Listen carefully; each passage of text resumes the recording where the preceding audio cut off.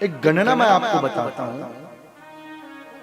एक महीना कितने दिन का होता है बताइए ना, आप सबको ध्यान है। एक महीने में कितने दिन? 30 दिन। आइए कैलकुलेटर लेते हैं, थोड़ा गणना करते हैं, हमको समझ आए कि हम कहाँ हैं। हम सब बार बार हमारा मान नहीं हुआ, हमारी प्रतिष्ठा नहीं हुई, हमको इसने पूछा नहीं, हमको इसने पूजा नहीं।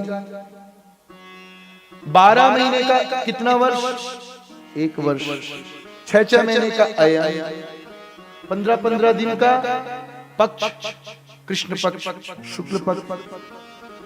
अब विचार करिए, हमारे 365 दिन का एक वर्ष, हमारे 100 वर्षों का, हमारे 365 वर्षों का देवताओं का एक दिव्य वर्ष। हम सबका जब 365 वर्ष होता है ना, तो देवताओं का एक दिव्य वर्ष।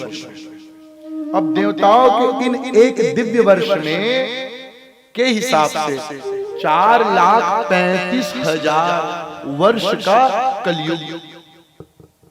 थोड़ा कैलकुलेट कर लेते हैं मिलकर।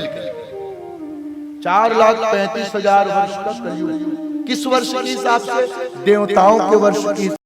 4,35,000 वर्ष का कलयुग देवताओं के आयु के हिसाब से।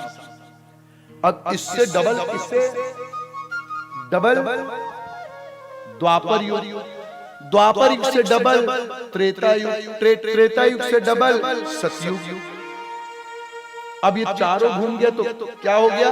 चतुर्युग। अब ये एक बार घूमा 1000 बार, चतुर्युग 1000 बार यदि घूमेगा तो सच कहता हूं भैया एक मनवंतर। थोड़ा हिसाब करिएगा, 4,32,000 वर्ष का कलयुग, और वो जो कलयुग है वो 365 वर्ष का एक वर्ष देवताओं।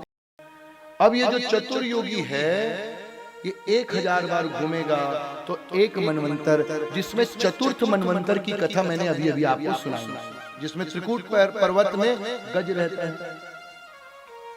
अब अलग अलग मनवंतर, अब ऐसा करते करते 72 मनवंतर हो जाता है तो एक कल्प। अब 72 मनवंतर का एक कल्प है, उसमें ब्रह्मा का एक दिन। 72 मनवंतर का एक कल्प ब्रह्मा का एक दिन, और 72 मनवंतर का दूसरा कल्प ब्रह्मा का दूसरा दिन, एक दिन एक रात। अब ऐसे करते करते करते करते करते करते 720 मनवंतर का ब्रह्मा का, 720 मनवंतर ब्रह्मा की आयु। अब इतनी आयु में मेरे राधा माधव एक बार अपनी पलक उठाकर झपक लेते। अब आप करिए, खोपड़ी घूम जाएगी। अब हम क्या लगता है हमको? छोटा सा पर इतने बड़े अरमान है तेरे, मिट्टी का तू सोने के सामान है तेरे। मैं ये, मैं वो, मैं ये राजाधिराज, ये वो।